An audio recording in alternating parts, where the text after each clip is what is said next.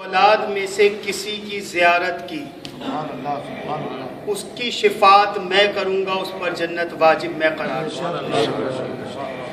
یہ رسول کی حدیث اس بات کی دلیل ہے کہ وہ حضرات جو سوچتے ہیں کہ نہیں مزارات پہ آنا جائز نہیں ہے یا ان ہستیوں کے وسیلے سے مانگنا جائز نہیں ہے، رسول خدا خود یہ خواہش کا اظہار کر رہے ہیں کہ میری بھی زیارت کرو اور میری اولاد میں سے جو پاک و پاکیز ہستیاں ہیں، جو اولیاء اللہ ہیں، ان کے مزارات پہ جا کے زیارت کرو اور ان کی زیارت تمہاری گناہوں کی بخشش کا سبب بنے۔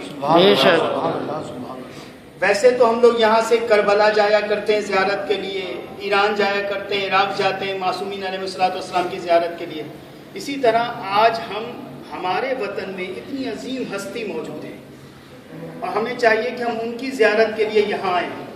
جناب عبداللہ شاہ غازی وہ عظیم ہستی ہیں کہ جن کے فرزند جناب شاہ عبدالعظیم تہران میں دفن ہیں، اور ان کی زیارت کے لیے امام علی نقی کہ جناب عبداللہ شاہ غازی کی زیارت ایسی ہی ہے، جناب شاہ عبدالعظیم کی زیارت ایسے ہی ہے جیسے کسی نے کربلا جا کے امام حسین کی زیارت کی۔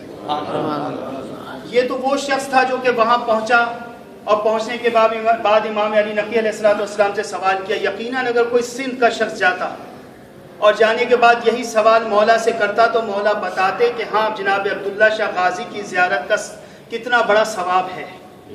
اور شاہ عبدالعظیم سگے بیٹے ہیں جناب عبداللہ شاہ غازی کے، اور شاہ عبدالعظیم کے یہاں لکھا یہ ہے کہ جو بھی جائے، جو دعا مانگی جائے، دعا فوراً قبول ہوتی ہے۔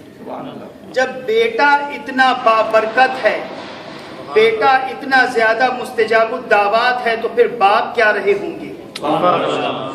جناب عبداللہ شاہ غازی کی وہ عظیم ہستی ہے کہ آپ امام حسن علیہ السلام کی اولاد ہیں۔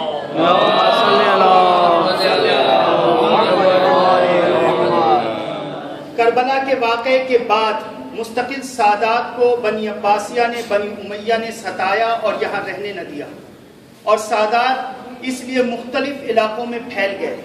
امام رضا علیہ السلام کے دو بیٹے آئے اور کچھ کی آبادی جو افغانستان میں کچھ کے اولاد موجود ہے اور کچھ کی ہندوستان اور کچھ کی پاکستان میں، امام رضا علیہ السلام۔ اسی طرح امام حسن علیہ السلام کی اولاد کے اوپر سب سے زیادہ ظلم ڈھائے گئے اور آپ نے خروج بھی کیا۔ جناب عبداللہ شاہ غازی کو ان کے والد جناب حسن نفس زکیہ نے جب خروج کیا تھا، اور خروج کرنے کے بعد وہاں پہ کوفہ میں لڑتے رہے، لڑتے لڑتے آپ کی پیشانی پہ تیر لگا اور آپ زین سے زمین پہ آئے، جام شہادت نوش کیا۔ آپ نے وہاں پر اپنے بیٹے جناب عبداللہ سے، کیونکہ تاریخ میں جو ہم نے علم الانصاب میں پڑھا ہے، جناب عبداللہ شاہ غازی عبداللہ اشتر کے نام سے مشہور ہے۔ تاریخ میں جو لکھا ہوا ہے، ہمارے ہاں سندھ میں عبداللہ شاہ غازی کے نام سے موجود ہیں، تاریخ میں آپ کا نام عبداللہ اشتر لکھا ہوا۔ اشتر اصل میں کہتے ہیں کہ جس کی پلکیں کٹی ہوئی ہوں، اسے اشتر کہا جاتا ہے عربی زبان میں۔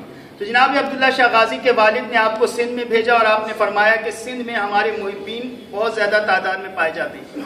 لوگ یہ کہہ دیتے ہیں کہ سندھ میں اسلام محمد بن قاسم کے زمانے میں آیا، عزیزان محترم ایسی بات نہیں ہے۔ سندھ میں اسلام 39 سنہ ہجری میں آیا تھا، جب امیر المومنین علی ابن ابی طالب علیہ السلام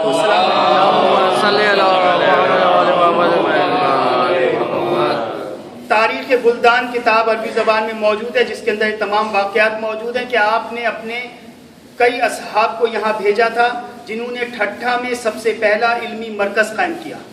اور تاریخ سندھ آپ اٹھا کے دیکھ لیں، جس کے اندر موجود ہے کہ ٹھٹھا ایک زمانے میں بہت بڑا علمی مرکز رہا اور دور دور سے لوگ وہاں تعلیم حاصل کرنے آتے تھے۔ یہ مولا کائنات کے وہ چراغ تھے جو ٹھٹھا میں جلائے گئے۔ اسی لیے یہاں پہ محبان اہل بیت کی اتنی بڑی تعداد آئی کہ سندھ کا سلامی یا علی مدد ہو گیا۔ اتنی بڑی تعداد اور کثیر تعداد میں یہاں پر آج بھی آپ ٹھٹھا میں چلے جائیں، پرانی قبریں ہیں، ناد علی اس کے اوپر آپ کو کندہ نظر آئے گی۔ یہ دلیل ہے کہ اس زمانے میں مولا کے ماننے والے یہاں پر آ چکے تھے۔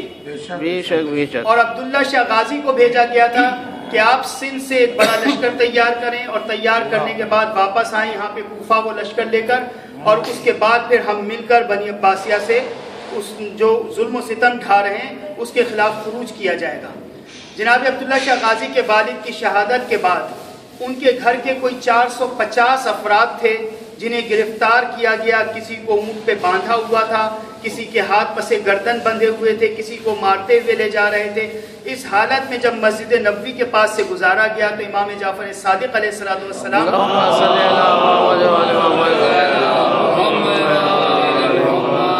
آپ نے دیکھا اور آپ کی آنکھوں سے آنسو جاری ہو گئے۔ آپ نے فرمایا کہ اب اہل بیت رسول کا اللہ ہی حفاظت کرنے والا ہے۔ جناب عبداللہ شاہ غازی کے والد اور ان کے دیگر خاندان کے افراد 450 افراد کو ایسے قید خانے میں کوفے میں رکھا گیا تھا کہ جہاں نہ دن کا پتہ چلتا تھا نہ رات کا پتہ چلتا تھا، اتنا زیادہ اندھیرا۔ اور قرآن کی تلاوت کے حساب سے انہوں نے نماز کا ٹائم معین کر رکھا تھا کہ اتنی دیر تلاوت کریں گے تو ظہر کا وقت ہو جائے گا، اتنی دیر تلاوت کریں گے تو عصر کا وقت ہو جائے گا، اس کے مطابق وہاں نماز پڑھی جاتی تھی۔ اگر بھوک اور پیاس کے عالم میں کسی کی شہادت وہاں ہو جاتی تھی تو اس کی لاش تک اٹھانے کی اجازت نہیں تھی۔ لکھا ہے جناب عبداللہ شاہ غازی کے دادا کے سامنے جب وہ نماز ادا کر رہے تھے، تشت میں ان کے عبداللہ شاہ غازی کے والد کا سر لا کے رکھا گیا۔ ایک مرتبہ جب نماز پڑھنے کے بعد انہوں نے تشت سے کپڑا ہٹایا ہے اور اپنے جوان بیٹے کا سر دیکھا، لکھا ہے آنکھوں میں آنسو آ گئے۔ اور ایک مرتبہ تمام لوگ جمع تھے، پرسہ دے رہے تھے کہ انہوں نے کہا نہیں، مجھے فخر ہے کہ میرا لال قید خانے میں ایڑیاں رگڑ رگڑ کے نہیں گیا ہے، بلکہ میدان جنگ میں جنگ کرتے ہوئے، جہاد کرتے ہوئے جام شہادت نوش کی ہے۔ اور اس کے بعد لکھا ہے کہ جناب عبداللہ شاہ غازی کے دادا اسی وقت وہیں مصلے پر ان کا سر نیچے زمین پہ گیا، سجدے میں گیا، اس کے بعد اٹھے نہیں اور وہیں پہ شہید ہو گئے۔ یہ جناب عبداللہ شاہ غازی کے خاندان کی میں آپ کو بتا رہا ہوں کہ جن کے والد بھی شہید، جن کے دادا بھی شہید، جن کے خاندان کے افراد بھی شہید، یہ عام ہستی نہیں عبداللہ شاہ غازی۔ شہادت ان کے خاندان کا ورثہ ہے اور ان کے خاندان کے ہر فرد نے اللہ کی راہ میں جہاد کرتے ہوئے جام شہادت نوش کیا ہے۔ جناب عبداللہ شاہ غازی کو جب اس بات کا علم ہوا تو سندھ کے جو سردار تھے انہوں نے جمع ہوئے اور جمع ہو کے کہا کہ عبداللہ شاہ غازی کی حفاظت ہم کریں گے۔ لکھا یہ ہے کہ اس